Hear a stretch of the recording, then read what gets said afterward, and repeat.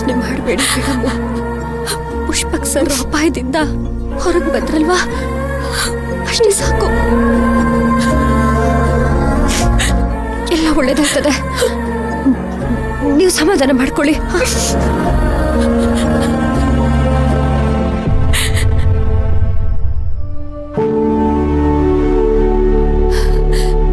ಪುಷ್ಪಕ್, ಹೇಗಿದ್ಯಾ ಮಗ್ನೆ?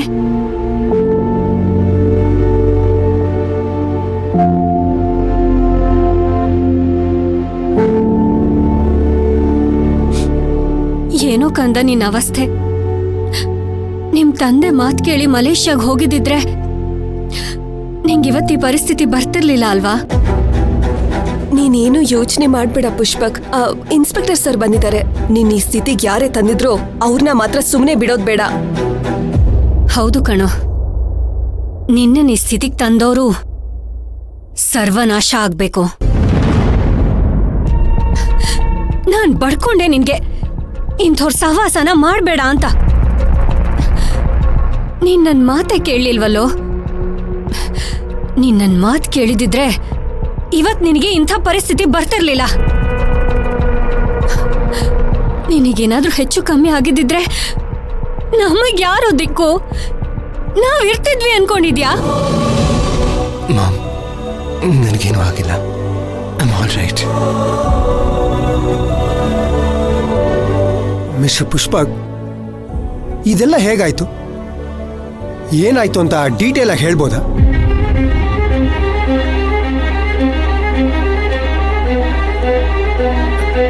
ಸರ್, ನನ್ನ ಮೈನನ್ ಜೊತೆ ಮಾತಾಡಬೇಕು. ಅವಳನ್ನ ಹನುಮಗಿರಿ ಬೆಟ್ಟದ ಹತ್ರ ಬರಕ್ಕೆ ಹೇಳು ಅಂತ ಅರವಿಂದ್ ಹತ್ರ ಹೇಳಿ ಕಳಿಸಿದ್ದೆ. ನಾನಲ್ಲಿ ಹೋಗಿ ಮೈನನ್ ವೇಟ್ ಮಾಡ್ತಿದ್ದೆ. ಆಗ ಅಲ್ಲಿಗೆ ಇವನ್ ಬಂದ. ಅವನು ಬಂದ ತಕ್ಷಣ ನನಗೆ ಇರಿಟೇಟ್ ಆಯ್ತು.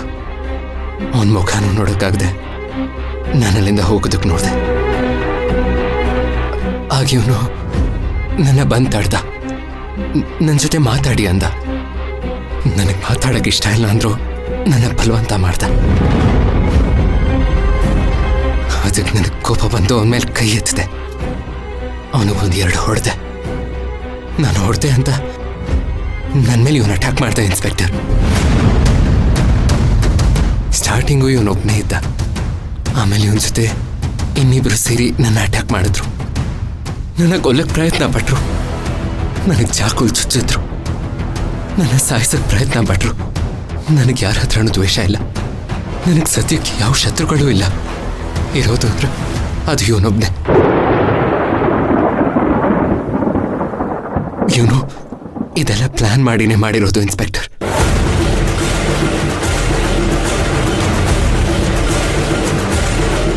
ಸರ್, ಸರ್, ನೀವು ನನ್ನ ತಪ್ಪು ತಿಳ್ಕೊಂಡಿದ್ದೀರಾ ಸರ್? ನಾನು ಬಂದಿದ್ದು ನಿಮ್ಮ ಜೊತೆ ಮಾತಾಡೋದಕ್ಕೆ ಸರ್. ಅಟ್ಯಾಕ್ ಮಾಡಿಸಿದ್ ನಾನಲ್ಲ ಸರ್. ಅವ್ರು ಯಾರು ಅಂತಾನೆ ನನಗೆ ಗೊತ್ತಿಲ್ಲ ಸರ್. ನನ್ನ ಮಾತು ಅರ್ಥ ಮಾಡ್ಕೊಳ್ಳಿ ಸರ್.